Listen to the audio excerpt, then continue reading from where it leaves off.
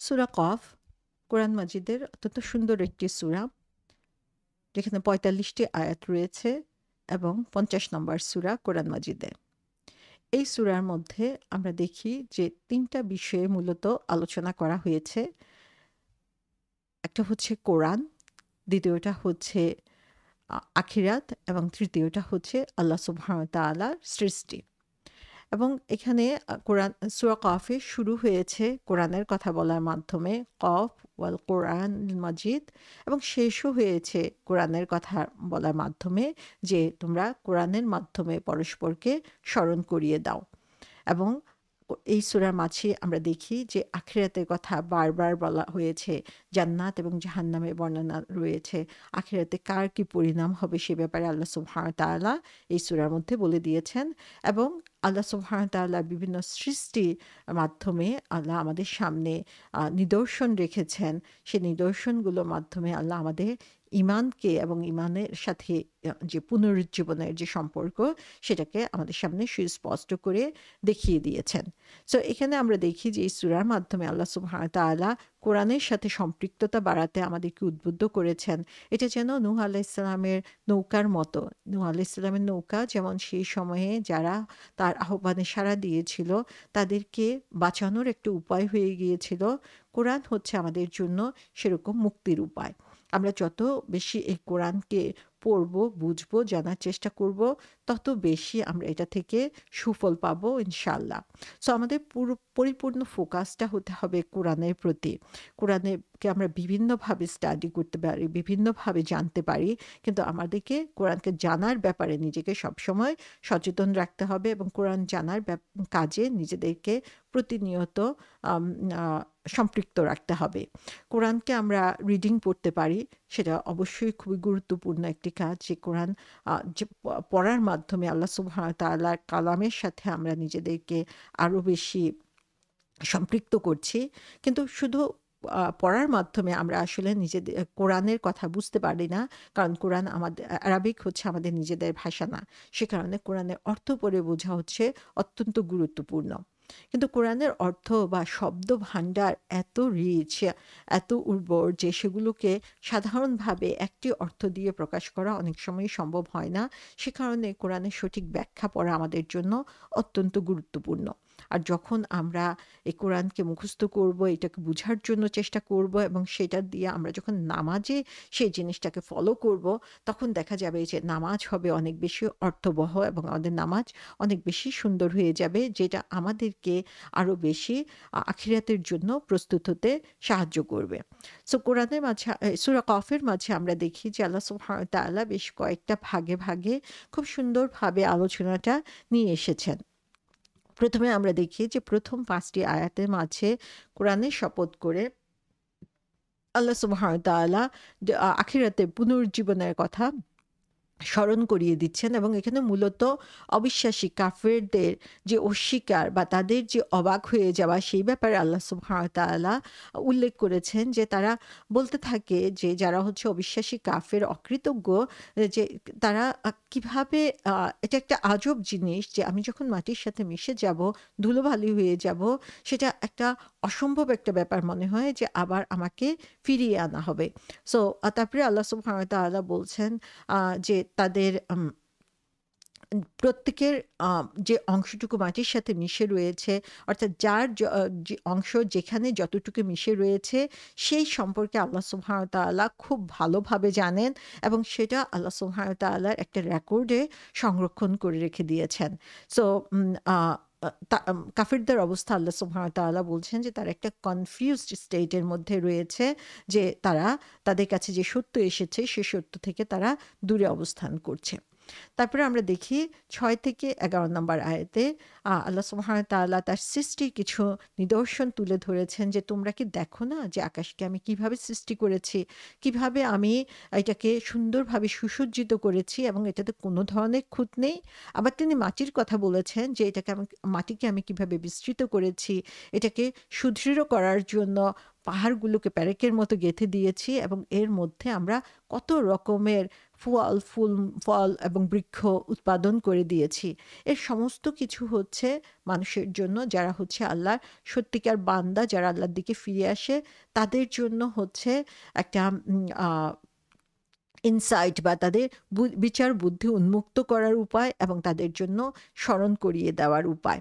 এবং আল্লাহ সুবহানাহু ওয়া তাআলা তার সাথে আরও নিয়ামত উল্লেখ করছেন, যে নিয়ামতগুলো হচ্ছে যে আকাশ থেকে তিনি যে বৃষ্টি বর্ষণ করেন সেটা কত বরকতপূর্ণ, এবং সেখান থেকে সেই বৃষ্টির পানি দিয়ে তিনি বাগান তৈরি করছেন, বিভিন্ন ফসল উৎপাদন করছেন, এবং স্পেশালি সেখানে আহ, খেজুর গাছের কথা বলা হয়েছে যে সেটা আমাদের জন্য আসলে কি পরিমাণ নিয়ামতপূর্ণ।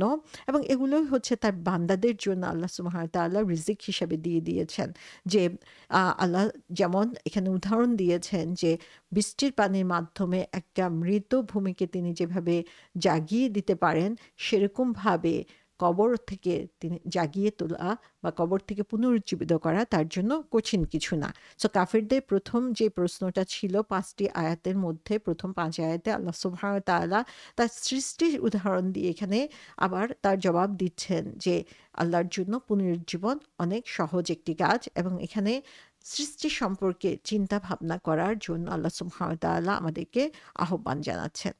পরবর্তী কয়েকটি আয়াতে 12 থেকে 19 নম্বর আয়াতে আমরা দেখি যে আল্লাহ সুবহানাহু ওয়া তাআলা প্রাচীন কিছু জাতির কথা উল্লেখ করেছেন, অর্থাৎ ইতিহাসের দিকে আমাদেরকে নিয়ে গিয়েছেন। সেই সব জাতি যারা হচ্ছে ধ্বংসপ্রাপ্ত হয়েছে, সেখানে যে বেশ কয়েকটি জাতির উল্লেখ করে আল্লাহ সুবহানাহু ওয়া তাআলা বলেছেন যে তাদের মূল অপরাধ কি ছিল। তারা হচ্ছে তাদের কাছে যে মেসেঞ্জার এসেছে, রাসূল এসেছে, নবী এসেছে, তাদেরকে অস্বীকার করেছে, এবং তার জন্য আল্লাহ সুবহানাহু ওয়া তাআলা তার যে সতর্কবাণী দিয়ে দিয়েছেন সেই সতর্কবাণী তিনি কমপ্লিট করেছেন। এবং আল্লাহ বলছেন যে আমরা কি সেই কাজগুলো করতে যে ক্লান্ত হয়ে পড়েছি, বরং একটার পর একটা জাতি আল্লাহ সুবহানাহু ওয়া তাআলা তৈরি করেছেন, এবং পুনরায় সৃষ্টি করা তার জন্য কোনো কঠিন কিছু না। এখানেও আমরা আবার দেখি যে পুনরুজ্জীবনের যে অবিশ্বাস কাফিরদের রয়েছে, তার জবাব আল্লাহ সুবহানাহু ওয়া তাআলা এখানে দিয়ে দিয়েছেন। এবং তার সাথে সাথে আল্লাহ আবার এখানে স্মরণ করিয়ে দিচ্ছেন যে প্রত্যেকটা মানুষের ব্যাপারে আল্লাহ সুবহানাহু ওয়া তাআলা সুস্পষ্ট জ্ঞান রয়েছে, এবং তাদের জন্য রেকর্ড সংগঠিত রয়েছে, তাদের নিকটবর্তী অবস্থানে রয়েছে ফেরেশতারা, যারা হচ্ছে সেই রেকর্ডগুলো রাখছে। এর আগে আমরা দেখেছি আল্লাহ সুবহানাহু ওয়া তাআলা বলেছেন রেকর্ড সংরক্ষণের কথা, যে মাটির সাথে মিশে গেল প্রত্যেকের কাজের রেকর্ড আল্লাহর কাছে থাকবে। এখানে তিনি বলছেন যে কিভাবে সেই রেকর্ড সংঘটিত হচ্ছে, এবং সেই কিরামান কাতিবিন, দুজন ফেরেশতা ভালো মন্দ সমস্ত কিছু এমনভাবে লিখে রাখছে যে কোনো একটি শব্দ সেখান থেকে কোনোভাবেই হচ্ছে মিস হয়ে যায় না। সো এই অবস্থাতে হচ্ছে তাদের মৃত্যু ঘটবে, সেই মৃত্যুকে কোনোভাবেই তারা অস্বীকার করতে পারবে না। সো এখানে আমরা দেখি যে মানুষের জন্য যে বড় অসওয়াসা তার নফস, সেই নফসের ব্যাপারে এখানে সতর্ক করা হয়েছে যে তার নফস যতই তাকে হুইসপার করুক না কেন, অসওয়াসা দিক না কেন, আল্লাহ সুবহানাহু ওয়া তাআলা সমস্ত কিছু রেকর্ড রাখছেন। রেকর্ডের ব্যাপারে আমাদেরকে সচেতন হতে হবে। তারপর 20 থেকে 30 নম্বর আয়াতে আল্লাহ ডে অফ জাজমেন্ট বা কিয়ামতের বর্ণনা দিয়েছেন। সেখানে হচ্ছে সেই সিংগায় ফুঁক দেওয়ার ঘটনা বলা হয়েছে, যে সিংগায় ফুঁক দেওয়ার সাথে সাথে প্রত্যেক বা রূহ কিভাবে বের হয়ে আসবে, এবং সেই ফেরেশতারা কিভাবে তাদেরকে হেঁকে হেঁকে নিয়ে যাবেন, এবং সেখানে হচ্ছে যারা হচ্ছে উদাসীন, যারা হচ্ছে কেয়ারলেস ছিল, তাদের কি অবস্থা হবে আল্লাহ সুবহানাহু ওয়া তাআলা সেদিন বলে দিচ্ছেন যে সেদিন তাদের সামনে কোনো ধরনের পর্দা থাকবে না, বরং সত্যকে তারা সুস্পষ্টভাবে দেখতে পাবে, এবং তাদের যে ফেরেশতা তাদের সাথে ছিল তারা তাদের রেকর্ড উপস্থাপন করবে, এবং যারা হচ্ছে অবিশ্বাসী কাফের তাদেরকে জাহান্নামে নিক্ষেপ করা হবে। এবং তারা অবিশ্বাসী ছিল, তারা হচ্ছে ভালো কাজে মানুষকে বাধা দিত, তারা সীমা লঙ্ঘন করত, এবং তারা সন্দেহ পোষণ করত। সো আল্লাহ সুবহানাহু ওয়া তাআলা তাদেরকে এবং আল্লাহর সাথে অন্যদেরকে শরিক করত। আল্লাহ তাদের জন্য সিভিয়ার পানিশমেন্ট রেখে দিয়েছেন। এবং সেখানে আমরা দেখি যে তাদের সাথে যে ফেরেশতা থাকবে, সে সরি তাদের সাথে যে শয়তান থাকবে, সে শয়তান সেদিন তার যে কর্তৃত্ব সেটা সেদিন অস্বীকার করবে এবং বলবে যে আমি তাদেরকে এই কাজ করতে বাধ্য করি নাই, বরং তারা নিজেরাই এই পথ বেছে নিয়েছিল। অর্থাৎ সেদিন যে শয়তানের কথা শুনে শয়তানের অসওয়াসায় পড়ে দুনিয়াতে তারা ভুল পথ বেছে নিয়েছিল, সেই শয়তান তাদের সঙ্গ ত্যাগ করবে এবং আল্লাহ সুবহানাহু ওয়া তাআলা বলে দিবেন যে তোমাদেরকে আগেই সতর্ক করা হয়েছিল, আজকে আর কোনো ধরনের আম সুপারিশ এখানে গ্রহণযোগ্য হবে না, বা আল্লাহ সুবহানাহু ওয়া তাআলার নির্দেশ আজকে কোনোভাবেই পরিবর্তন হবে না। এবং জাহান্নাম বলতে থাকবে যে আল্লাহ জাহান্নামকে বলবে যে তুমি কি পূর্ণ হয়ে গিয়েছো, এবং জাহান্নাম বলবে যে আরও আছে। অর্থাৎ তার শাস্তি দেওয়ার জন্য সেদিন জাহান্নাম উন্মুখ হয়ে থাকবে সে অবিশ্বাসী কাফিরদেরকে। এবং অন্যদিকে আমরা দেখি যে ৩১ থেকে ৩৫ নম্বর আয়াতে জান্নাতের কথা এসেছে, যেখানে বলা হয়েছে যারা হচ্ছে সৎকর্মশীল তাদের খুব নিকটে জান্নাত চলে আসবে এবং তাদেরকে বলা হবে যে তোমাদেরকে যেই বিষয়ে প্রতিজ্ঞা করা হয়েছিল সেটা তোমাদের জন্য আজকে সত্য প্রমাণিত হলো। এবং তারা কারা? যারা হচ্ছে বারবার আল্লাহর দিকে ফিরে আসে, যারা আল্লাহর আদেশ গুলো সুন্দরভাবে পালন করার জন্য চেষ্টা করে এবং আল্লাহকে না দেখেই তার প্রতি তাদের ভালোবাসা এত প্রগাঢ় ছিল যে তার নির্দেশগুলো তারা পালন করেছে এবং তাদের অন্তর সবসময় আল্লাহমুখী হয়েছে। সো আমরা কাফিরদের যে বর্ণনা এসেছে তার বিপরীতে দেখতে পাই যে যারা হচ্ছে জান্নাতে যাবে তাদের কি ধরনের চরিত্র আল্লাহ সুবহানাহু ওয়া তাআলা এখানে প্রকাশ করছেন, এবং তাদেরকে হচ্ছে চিরন্তন সেই জীবনে প্রবেশ করার বা জান্নাতে প্রবেশ করার পারমিশন তিনি দিবেন।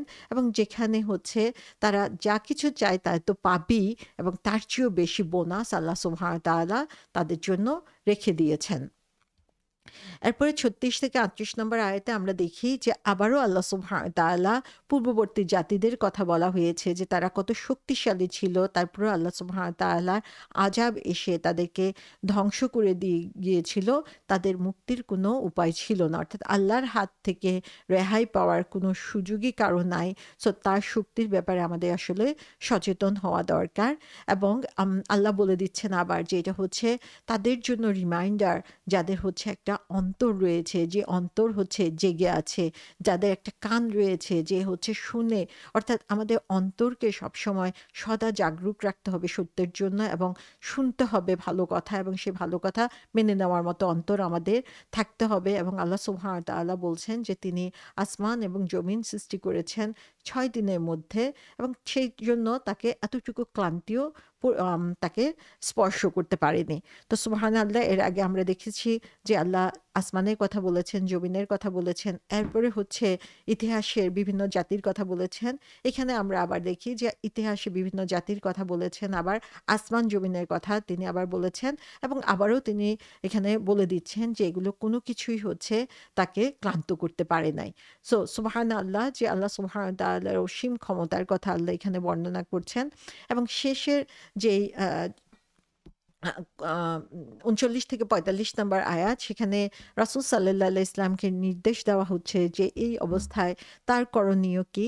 তাকে আল্লাহ সুবহানাহু ওয়া তাআলা বলেছেন যে ধৈর্য ধারণ করার কথা, এবং এই ধৈর্য ধারণ বলতে যে তাকে যে দায়িত্ব দেওয়া হয়েছে সে দায়িত্বে অটল হয়ে থাকা, কোরআনের যে মেসেজ সে মেসেজ মানুষের কাছে পৌঁছে দেওয়ার ব্যাপারে রাসূল সাল্লাল্লাহু আলাইহি ইসলামকে নির্দেশ দেওয়া হয়েছে। এবং এই কাজে শক্তি অর্জন করার জন্য বেশি বেশি করে তাসবিহ এবং হামদ করার জন্য বলা হয়েছে। সেটার জন্য আল্লাহ সুবহানাহু ওয়া তাআলা কিছু নির্ধারিত সময় বলে দিয়েছেন, যে সময়গুলো খুবই গুরুত্বপূর্ণ। সূর্যোদয়ের পূর্বে, সূর্যাস্তের পূর্বে, এবং রাত্রের কিছু অংশে নামাজের মাধ্যমে আল্লাহ সুবহানাহু ওয়া তাআলার কাছে আমাদেরকে সাহায্য প্রার্থনা করতে হবে। এবং তারপরে আল্লাহ সুবহানাহু ওয়া তাআলা সে ডে অফ জাজমেন্টের কথা আবার বর্ণনা করেছেন, যেদিন মানুষকে ডাকা হবে, মানুষ সেই ডাকে সাড়া দিবে, এবং সেই কঠিন আওয়াজ শুনে তারা হচ্ছে তাদের কবর থেকে উঠে চলে আসবে। এবং আল্লাহ সুবহানাহু ওয়া তাআলার কাছেই হচ্ছে আমাদের ফাইনাল রিটার্ন। সো আল্লাহ সুবহানাহু ওয়া তাআলা সেদিন সম্পর্কে এখানে সতর্ক করে দিচ্ছেন, যেখানে সবাইকে সমবেত হতে হবে, যে কাজটা থেকে কেউ কোনোভাবে রেহাই পেতে পারবে না। সো আল্লাহ আবার রাসূল সাল্লাল্লাহু আলাইহি ইসলামকে স্মরণ করিয়ে দিচ্ছেন যে আল্লাহ সুবহানাহু ওয়া তাআলা সবার কথা জানেন, যে যা কিছু বলে বা চিন্তা করে। রাসূল সাল্লাল্লাহু আলাইহি ইসলামকে তিনি দারোগা হিসেবে তৈরি করেন না, পাঠান নাই। অথবা তাকে এই দায়িত্ব দিয়ে পাঠানো হয় নাই যে মানুষকে জোর করে তিনি বিশ্বাস করাতে পারবেন বা সঠিক পথে আনতে পারবেন। সো রাসূল সাল্লাল্লাহু আলাইহি ইসলামের কাজ হচ্ছে কোরআনের মাধ্যমে তাদেরকে স্মরণ করিয়ে দেওয়া, যাদের মনে হচ্ছে আল্লাহর যে সতর্কবাণী রয়েছে সেই ব্যাপারে ভয় রয়েছে। তো সুবহানাল্লাহ এর মাধ্যমে আল্লাহ সুবহানাহু ওয়া তাআলা সূরা কফের সমাপ্তি ঘটিয়েছেন। এই সূরা কফের মধ্যে আমরা দেখি যে আল্লাহ ৩ টা চ্যালেঞ্জের কথা বলেছেন, এবং সে ৩ টা চ্যালেঞ্জে ফার্স্ট হচ্ছে, সেটা হচ্ছে আমাদের নফসের সাথে যে যুদ্ধ, সেই নফসের কথা বলা হয়েছে, কারিনের কথা বলা হয়েছে, কিভাবে আমাদের মনের মধ্যে ওয়াসওয়াসা দেওয়া হচ্ছে সেই ব্যাপারে বলা হয়েছে। সেকেন্ড হচ্ছে আমাদের বাইরে থেকে যে ডিস্ট্রাকশন সেগুলোর কথা বলা হচ্ছে, সেটা শয়তান এবং মানুষ। সো মানুষের মধ্যে আমরা জানি, শয়তানের কথা আমরা সবাই জানি যে শয়তান প্রতিনিয়ত আমাদেরকে ওয়াসওয়াসা দিয়ে যাচ্ছে, এবং সেজন্য আমরা আল্লাহর কাছে দোয়া চাওয়া এবং সাহায্য চাওয়ার ব্যাপারে আল্লাহ সুবহানাহু ওয়া তাআলা স্ট্র্যাটেজিও আমাদেরকে বলে দিয়েছেন। আর মানুষের ব্যাপারে যে মানুষের ব্যাড পিপল, ব্যাড ইনফ্লুয়েন্স বা খারাপ সঙ্গী, সেই ব্যাপারে সতর্ক হওয়ার কথা এখানে বলা হয়েছে। এবং থার্ড যে চ্যালেঞ্জ, সেটার ব্যাপারে বলা হয়েছে যে মানুষ হচ্ছে উদাসীন হয়ে যাওয়া, কেয়ারলেস হয়ে যাওয়া, সেই ব্যাপারে সেটা হচ্ছে আমাদের জন্য আরেকটা চ্যালেঞ্জ। সো এই গাফলা যে কথাটা এসেছে এখানে, সেটা হচ্ছে আমাদের আরেকটা চ্যালেঞ্জ। তো এটার জন্য যে রিমেডি, এই ৩ টা চ্যালেঞ্জের জন্য ৩ ধরনের রিমেডি বা ওষুধের কথা আল্লাহ সুবহানাহু ওয়া তাআলা আমাদেরকে বলে দিয়েছেন। ফার্স্ট যেটা, যে আমাদের নফসের যে ওয়াসওয়াসা, সে ওয়াসওয়াসা থেকে বাঁচার জন্য আমাদেরকে বেশি, বেশি করে জিকির করতে হবে, তাসবিহ করতে হবে, আল্লাহর হামদ করতে হবে। অর্থাৎ আল্লাহ সুবহানাহু ওয়া তাআলার সাথে প্রতিনিয়ত কানেক্টেড থাকতে হবে। আল্লাহর সাথে আমাদের সময় কাটাতে হবে এফেক্টিভ এবং ফ্রুটফুল ওয়েতে। সেটা আমরা সবসময় স্মরণ রাখার জন্য চেষ্টা করব, চিন্তা করব। তাহলেই হচ্ছে এই নফসের ওয়াসওয়াসা থেকে আমরা বাঁচতে পারবো। সেকেন্ড যে চ্যালেঞ্জ, যে বাইরের যে ডিস্ট্রাকশন, শয়তান এবং মানুষ, তাদের মাধ্যমে যে ডিস্ট্রাকশন হয়, সেটাকে আমরা যদি ওভারকাম করতে চাই, তাহলে আমাদের কোরআনের সাথে কানেকশন বাড়াতে হবে। কোরআনের সাথে ডিপার লেভেলে আমাদেরকে ইন্টারেক্ট করতে হবে। কোরআনকে পড়তে হবে, জানতে হবে, বুঝতে হবে, এবং সে অনুযায়ী আমাদের জীবনে পরিবর্তন আনতে হবে। তাহলে আমরা এই বাইরের যেই ইনফ্লুয়েন্সগুলো রয়েছে, সেগুলো থেকে আমরা নিজেদেরকে রক্ষা করতে পারবো। এবং থার্ড যে জিনিসটা এসেছে, সেটা হচ্ছে আমাদের মধ্যে যে উদাসীনতা বা অলসতা বা গাফলা আমাদের মধ্যে চলে আসে, সেটার রিমেডি হিসেবে বলা হয়েছে যে রাসূল সাল্লাল্লাহু আলাইহি ইসলামের সাথে আমাদের কানেকশন বাড়াতে হবে। রাসূল সাল্লাল্লাহু আলাইহি ইসলাম তার জীবন দিয়ে উদাহরণ রেখে গিয়েছেন আমাদের জন্য, যে কি ধরনের চ্যালেঞ্জ তিনি ফেস করেছেন, কিভাবে তিনি সেই চ্যালেঞ্জকে ওভারকাম করেছেন, কোন ধরনের স্ট্রাগলসের মধ্যে দিয়ে যেতে হয়েছে, কিভাবে সেই স্ট্রাগলসকে তিনি পার করে সফল হতে পেরেছিলেন। মাত্র ২৩ বছরের নবুয়তি জীবনের মাধ্যমে রাসূল সাল্লাল্লাহু আলাইহি সাল্লাম আল্লাহ সুবহানাহু ওয়া তাআলার গাইডেন্স ফলো করে যেভাবে সুন্দর একটা সমাজ তৈরি করতে পেরেছিলেন, সেটা জানার জন্য রাসূল সাল্লাল্লাহু আলাইহি সাল্লামকে জানতে হবে, এবং তার সাথে গভীর কানেকশন বা সম্পর্ক তৈরি করার মাধ্যমে আমরা আমাদের জীবনে কোরআনের এই লেসনগুলোকে নিয়ে আসতে পারবো। আল্লাহ সুবহানাহু ওয়া তাআলা আমাদেরকে সূরা কফকে সঠিকভাবে বুঝার, জানার এবং তার মাঝে যে ফুরন্ত শিক্ষা রয়েছে, সে শিক্ষাগুলোকে অনুধাবন করে আমাদের জীবনে বাস্তবায়ন করার তৌফিক দিন। আসসালামু আলাইকুম ওয়া রাহমাতুল্লাহ।